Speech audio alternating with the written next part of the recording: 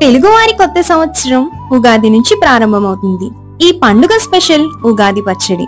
ఉగాది పచ్చడి తీపి, పులుపు, కారం, ఉప్పు, వగరు, చేదు కలిసిన షడ్రుచుల సమ్మేళనం.